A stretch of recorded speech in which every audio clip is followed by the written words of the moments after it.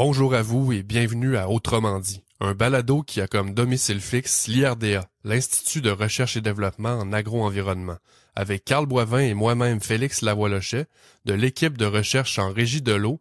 On discute de différents sujets ayant trait à la gestion de l'eau qui sont d'intérêt pour le secteur agricole du Québec.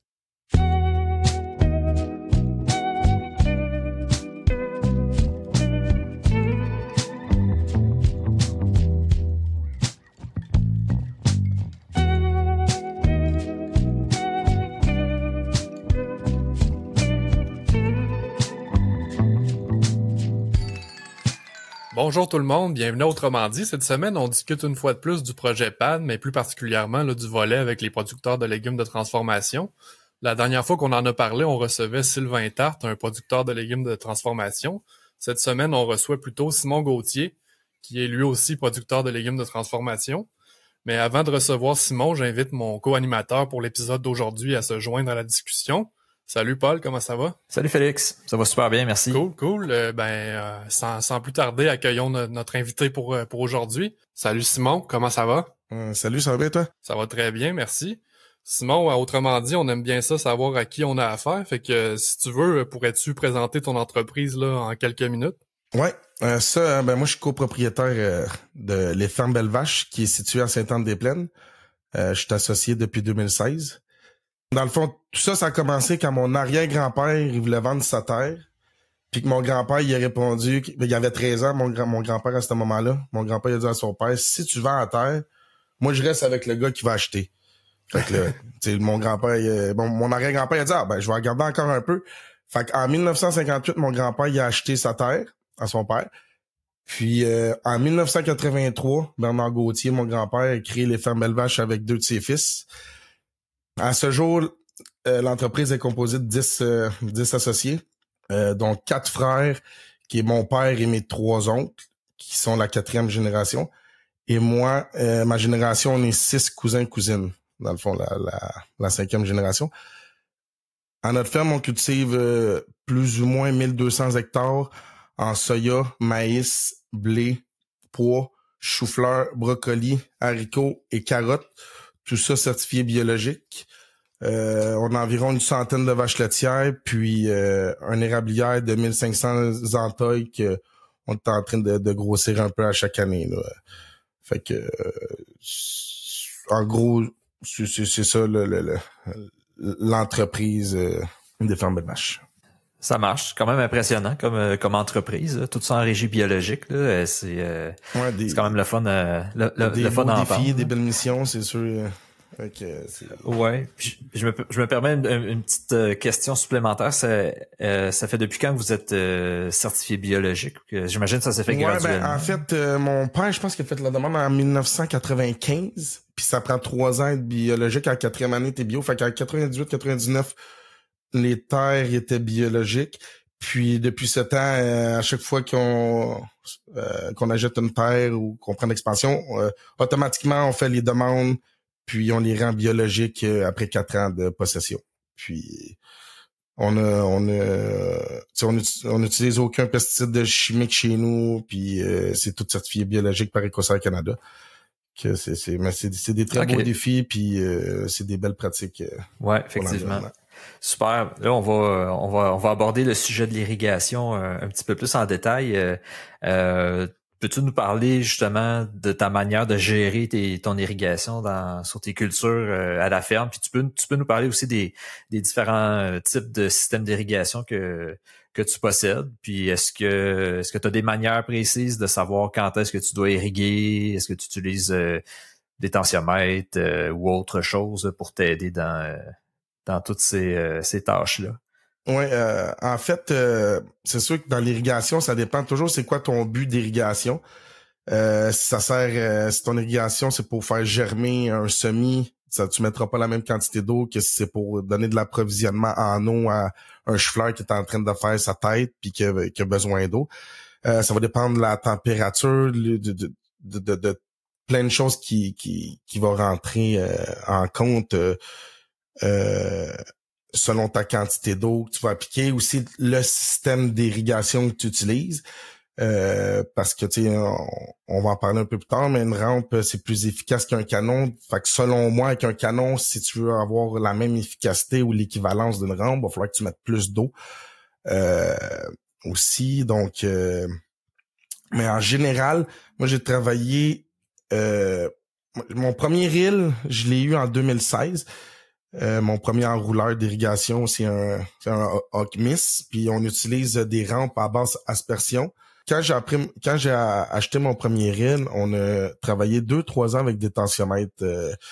Puis j'ai trouvé ça vraiment intéressant d'apprendre tout ce que j'ai appris avec le tensiomètre, mais ça l'allait pas avec ma régie parce que dans ma régie biologique, j'ai beaucoup de passages de cerclage puis fallait que je l'enlève à chaque fois, que je passe quasiment en 2 jours, puis en plus, dans ces années-là, c'était des années ultra sèches, que mes systèmes d'irrigation, ils arrêtaient pas de fonctionner, puis les tensiomètres se déchargent, puis ils donnent plus de données. Donc, mais à ce moment-là, c'est sûr que c'est trop sèche. Donc, je l'ai sorti de ma régie, les tensiomètres, mais j'ai gagné beaucoup d'expérience selon selon la texture du sol, le type de sol, quand que je creuse avec ma pelle, maintenant, si je vais à l'œil, puis quand j'hésite à irriguer, j'irrigue. Je me pose pas la question, c'est quand t'hésites, on sort le reel. C'est sûr que ça dépend de la température à venir. S'il annonce de la pluie, s'il annonce un 10, 15, 20 mm dans 2 jours, puis on n'a pas besoin de forcer, ben on va attendre un peu de voir qu'est-ce qui tombe. Puis s'il tombe juste un 5 mm, ben tu sais, je vais aller compenser en mettant un 10, 15, 20, selon si c'est du sable, de l'argile et tout ça. Ça marche. Et tu nous avais déjà parlé aussi par le passé que tu utilisais des stations météo pour t'aider justement à savoir parce que je pense oui. T'en couvres grand comme tu nous as dit tout à l'heure là. En quoi les stations météo vont venir t'aider là-dedans? Oui, c'est ça. Les chaises s'étendent peut-être sur 5, 6 7 km en rayon. Là. Donc, je possède 4 stations Davis pour calculer la quantité de pluie qui a tombé. Puis c'est vraiment pratique parce que ça l'enregistre toute. À chaque journée, tu peux aller voir combien il y a tombé d'eau tel jour, telle année. Puis ça fait 1 an que j'ai ça. Puis c'était la première été qu'on en avait 4. On en avait testé une l'année d'avant. Puis on a vraiment aimé ça parce qu'on est tellement comme répartis que des fois, il mouille des fois, il va mouiller un 10, 15, 20 mm dans un champ, dans une parcelle, puis dans l'autre parcelle, il tombe à rien. Donc, on peut aller continuer on peut continuer nos opérations dans l'autre parcelle qui est sec, qui a pas tombé d'eau. Donc, c'est puis aussi, je m'en sers beaucoup pour gérer mon irrigation. Parce que, tu sais, oui, je parle, les opérations fonctionnent dans le champ qui a pas mouillé, mais il va peut-être falloir aller irriguer aussi. Donc, c'est sûr que des fois, je suis chanceux, des fois, je suis pas chanceux. Des fois, je me dis, j'ai des chou-fleurs à irriguer ou quelque chose de même. Puis là, il va mouiller dans ma parcelle de chou-fleurs, mais il mouillera pas dans mon autre parcelle qu'il faut que j'aille faire des travaux. Donc, des fois, des fois, dans la nature est de mon bord, puis des fois, ben dans la nature est de l'autre bord, puis il va mouiller aussi. Je fais mes travaux, mais il mouillera pas dedans mes chou-fleurs. Donc, je vais être pogné pour aller irriguer mes chou-fleurs. Maintenant, Simon, une question peut-être en 2 temps. Là. Premièrement, as-tu des contraintes ou des défis là, par rapport à ton approvisionnement en eau? Puis, est-ce que tu as observé des changements à ce niveau-là au cours des dernières années? Le défi en approvisionnement en eau, c'est sûr que c'est la chose la plus importante parce que t'as beau avoir les rilles et les rampes. Si jamais t'as pas d'eau, tu peux pas irriguer. Que nous, on a creusé beaucoup d'étangs d'irrigation. On a fait des demandes de permis aux villes. Puis c'est ça, on a le droit de faire on fait la grosseur du lac en conséquence des champs qui sont à irriguer avec ce lac-là. Puis nos lacs ils font de 0.3 à 0.7 hectares en moyenne. Puis ils sont 6 mètres de creux. Donc si on fait le calcul de combien qu'on a besoin de gallons, si on pense irriguer 3-4 fois dans l'année. Puis on prend en considération qu'il y a une petite recharge aussi qui vient du lac, que le lac se remplit avec l'eau de pluie et l'eau de surface depuis qu'il vient d'ailleurs, là, qui sort du bois. Donc, on prend tout ça un peu en considération, là. Puis, c'est ça. Donc, pour l'approvisionnement en eau, c'est vraiment des lacs, parce qu'ici à Sainte-Anne-des-Plaines, c'est drôle à dire, mais on est comme un peu sur une butte, sur une montagne, même si c'est plat, parce qu'on est entre 2 ou 3 bassins versants. Que, tu sais, il n'y a pas de gros cours d'eau qu'on peut, mettons, irriguer. Il y a pas d'eau dedans le fossé ici, parce qu'on est vraiment sur le début de 2 bassins versants. Parfait. En 2023, Simon, ben en fait, ton entreprise participe au projet là, avec les producteurs de légumes de transformation. Là, c'est un projet qui roule depuis 2022, qui finit cette année. Puis l'année passée, en 2023, on était venu faire un diagnostic de la performance d'une rampe avec enrouleur. Sur ton entreprise, on était quand même tard en saison, mais c'était dans un de tes champs en carottes de transformation. Puis ça avait vraiment bien été. Là. En fait, on avait eu un super bon résultat au niveau de l'uniformité de ta rampe. Puis où est-ce que je m'en vais avec ça, c'est que tu m'avais déjà mentionné que tu fais un peu t'en fais aussi un petit peu par toi-même là, des petits tests d'uniformité là ou de performance de tes rampes. Peux-tu nous en parler un peu plus? Oui, ben dans le fond, c'est vraiment simple pour faire pour vérifier vraiment le physique que je mets au champ, parce que j'ajuste la quantité d'eau avec la charte, la vitesse d'avancement de la machine avec mes types de buses. Puis c'est ça, je vais juste planter, un coup que mon système est installé et que ça l'irrigue, je vais juste planter 2 pluviomètres à 20 mètres de l'enrouleur pour quand que je vais aller défaire mon système, je m'en vais voir les pluviomètres puis je fais juste confirmer si la quantité d'eau physique coordonne avec la quantité d'eau visée selon la vitesse de l'enrouleur que j'ai mis. Puis tu sais c'est très très souvent ben proche, si je vise 15, tu sais j'étais à 13 14 15, tu sais dans ces alentours là. Fait que c'est assez précis. Puis c'est ça, dans le test que tu avais fait, je me souviens qu'il y avait beaucoup d'uniformité. Puis c'est ça, t'as dit qu'on était tard en saison.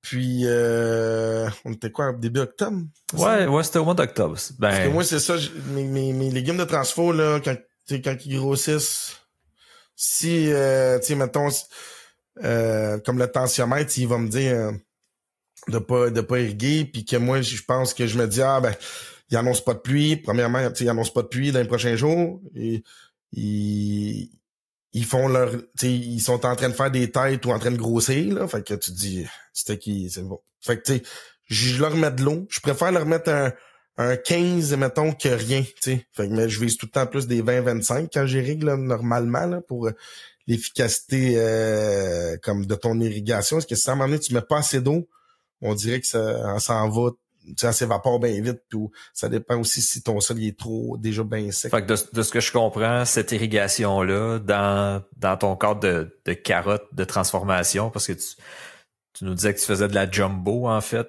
Et ton objectif d'irrigation, c'est le calibre de ta culture. Ouais. Ben, le volume. C'est ça. Exactement. Donc, c'est ça qui, en transfo, c'est tout le temps ça. C'est le volume qui compte. Fait que, tu sais, faut que le timing d'irrigation soit bon. Tu sais, moi, pour vrai, je plante, j'irrigue. C'est sec, j'irrigue. Tu sais,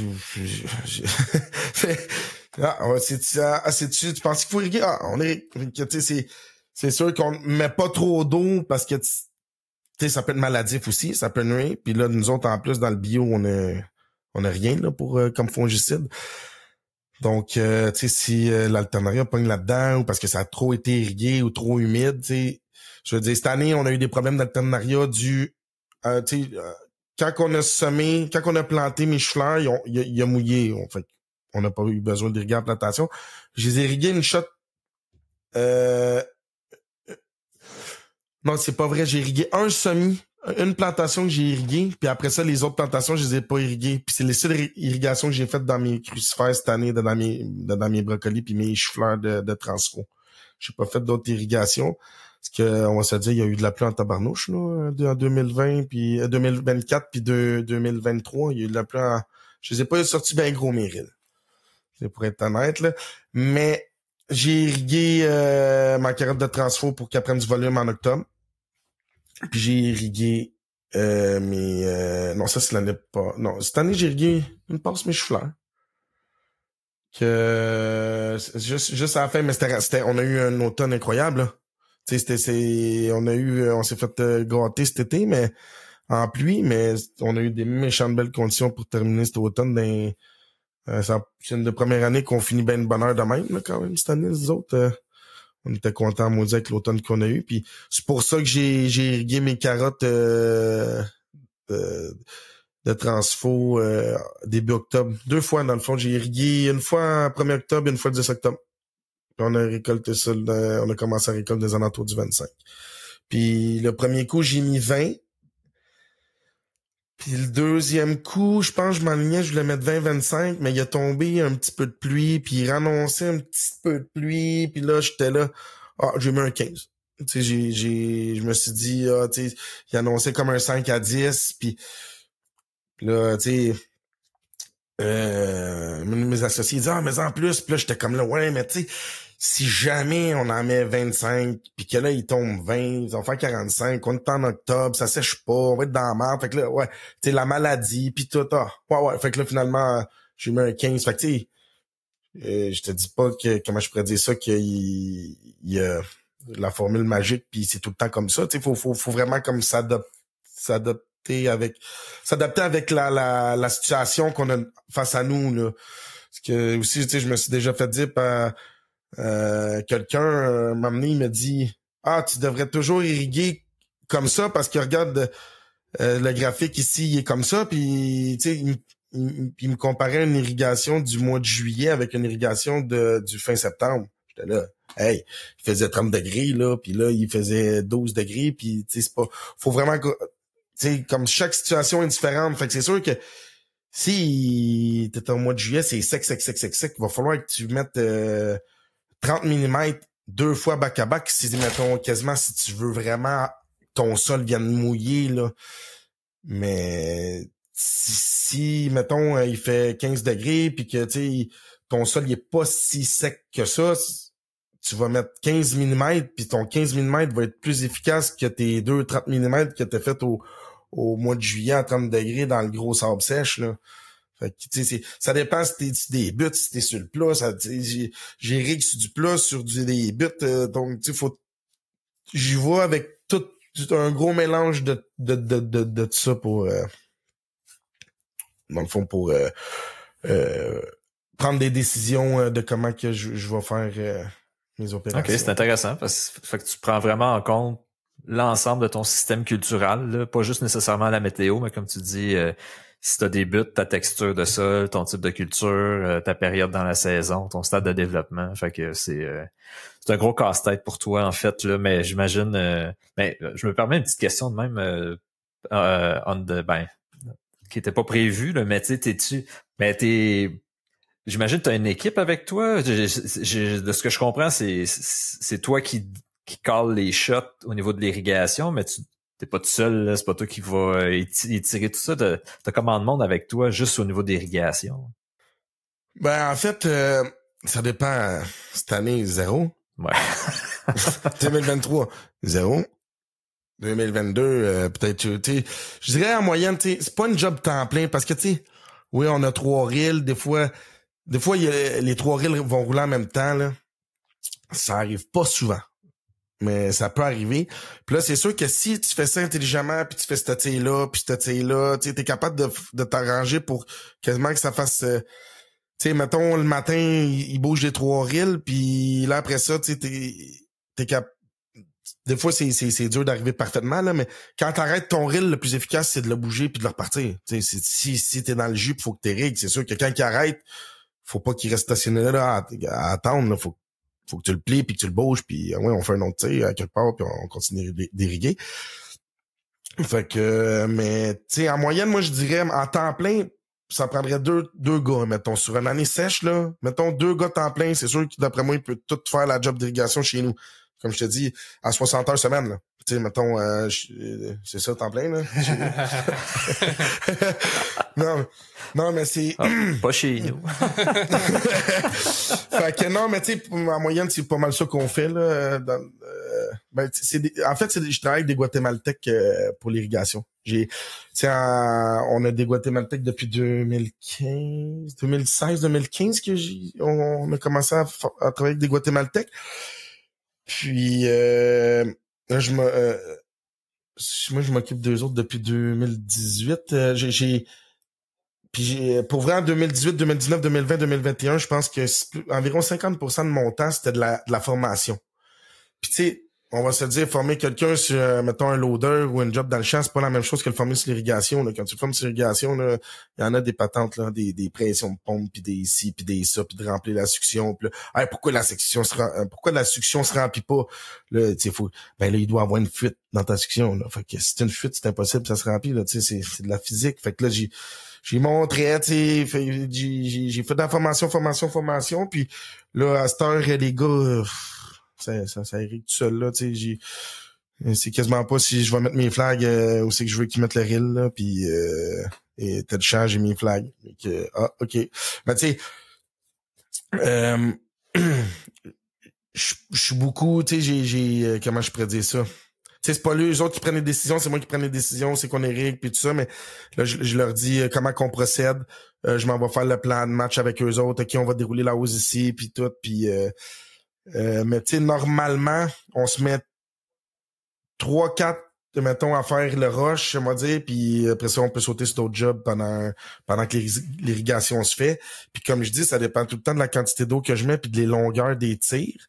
Mais tu sais, si une tire dure 7 heures, ben on va la bouger le matin ou ben je focus tout le temps plus d'irriguer la nuit, là. Mais c'est sûr qu'il faut que j'irrigue 24 sur 24, ça change la donne, mais on va essayer de placer le reel une petite tire pendant le jour, pendant qu'on fait d'autres choses. Puis là, mettons, le soir, on s'enligne sur une grosse tire de 600 mètres à mettons, 600 mètres à 50 mètres à l'heure, en moyenne. Ça fait 12 heures d'irrigation. Donc, si tu passes ça à 8 heures le soir, ça finit à 8 heures le matin. Ça irrigue toute la nuit. Puis là, qu'est-ce qui est le fun avec mon système? C'est que si la pompe, elle arrête, tout arrête. Le reel fonctionne avec la pression d'eau. Fait que si la pompe elle arrête ou whatever, ou que tout arrête. Mais si j'ai une fuite dans mon système ou que je manque d'eau, j'ai des Murphy sur mes pompes qui fait que elle s'éteint tout seul, fait que je peux pas brûler mes pompes. Il y a d'autres systèmes qui fonctionnent, comment je pourrais dire ça, t'as un moteur à gaz sur ton enrouleur qui enroule puis t'as ta pompe qui pousse l'eau. Ça c'est les Acmen, en tout cas, Canmen. En tout cas, c'est les Canmen, je pense ça là. Puis ça, le désavantage de ça, c'est que si ta pompe elle arrête, c'est que ton reel continue à rentrer. Puis dans le fond, ça l'irrigue pas. Puis si ton reel arrête d'avancer, tu fais un sale gros lac au milieu de ton champ. Parce que dans le fond, la rampe, elle bouge plus, mais elle irrigue. Fait que non, pour vrai, avec les choix avec, mettons, les choix d'équipement qu'on a fait, c'est des Ocumis 130 mètres de long, mais on irrigue maximum 600 mètres avec des rampes Arnois à basse aspersion, ils ont 80 quelques mètres de large. Puis on est trop chaud qu'on a vraiment fait une bonne décision parce qu'on les a magasinés beaucoup. Puis moi je trouve que ça me convient parce que ça arrive des fois là que la pompe elle arrête là. Ça arrivé souvent là, manque d'eau, ben soit manque d'eau ou une fuite ou n'importe quoi, tout ça l'arrête, ou même que le tracteur il a chauffé puis que le tracteur il a chauffé puis que mettons le Murphy a dit hey, la température est trop chaude, j'éteins. Mais là mon système il arrête au complet. Donc ça c'est pour ça on est content des choix qu'on a fait, puis aussi les hoses là, je sais pas, je n'avais parlé des hoses que j'avais ou... Non, t'en as pas parlé, tu peux peut-être nous en glisser un petit mot là-dessus si ça te tente. C'est ça, ben on s'est procuré des drag hoses que ça s'appelle ou des drag lines, c'est des hoses de 8 pouces ou 6 pouces qu'on déroule dans le fond pour transporter l'eau. Puis en moyenne, tu sais, ça arrive souvent que mes lacs sont 1-2 km de mon champ. Fait que je mets ma pompe au lac, je déroule ma 8 pouces ou ma 6 pouces jusqu'à ma pompe. Puis là, dans le fond, ma pression de pompe qui est au lac va faire fonctionner tout le système qui est au champ 1 km plus loin, seulement avec la pression que la pompe bâtit au lac. Il n'y a pas d'autre moteur qui fonctionne. La pompe fonctionne, ça fait fonctionner tout le système. Ça fait fonctionner tout le système d'irrigation. Fait que c'est vraiment génial pour ça. T'as pas besoin d'avoir deux fonctionnaires, deux moteurs qui fonctionnent en même temps. Pour si jamais t'as un problème avec un, ben ça complique les patentes un peu. Là. Ben c'est bien intéressant, Simon, de t'entendre parler de tes systèmes et tout. Là, t'as l'air passionné quand même par ton sujet. Ouais, je pourrais vous en parler longtemps. Là, falloir qu'on te réinvite. Là. Hey, Simon, en début d'enregistrement, tu nous disais que tu avais à peu près 1200 hectares en culture, mais en termes de proportion ou de surface, là, est-ce que c'est ces 1200 hectares-là que tu irrigues ou c'est seulement une certaine proportion? Non, on les irrigue pas toutes parce que le soya puis le maïs blé, on n'irrigue pas ça. On a déjà fait des tests pour aller chercher des gains et tout ça, mais d'habitude, on est occupé ailleurs. Là, pour l'irrigation, nos rilles n'ont pas le temps d'aller dans le maïs. Donc, on est vite fait, je dirais qu'il y a environ en moyenne, de 100 à 200 hectares annuels à irriguer là-dessus, mais on les irrigue en moyenne peut-être 3 fois. Puis des fois, il y a peut-être un lot de 200 hectares qui peut se rajouter, là, sinon pas de transfo, là.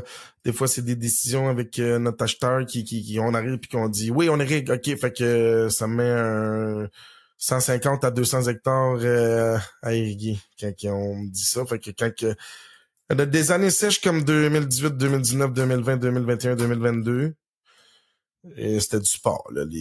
Ça se faisait aller pas mal. Les rilles, là. Mais là, ces années-là, on a irrigué les pois. Il y a même une année qu'on a irrigué 2 fois les pois. En plantation, quand on a semé, puis quand il faisait ses pois un peu plus tard en saison. Je me souviens plus c'est quelle année, mais ça, c'était un 150 hectares. Puis quand j'ai irrigué le premier coup, comme je disais au début, tu sais, ça dépend tout le temps c'est quoi l'objectif.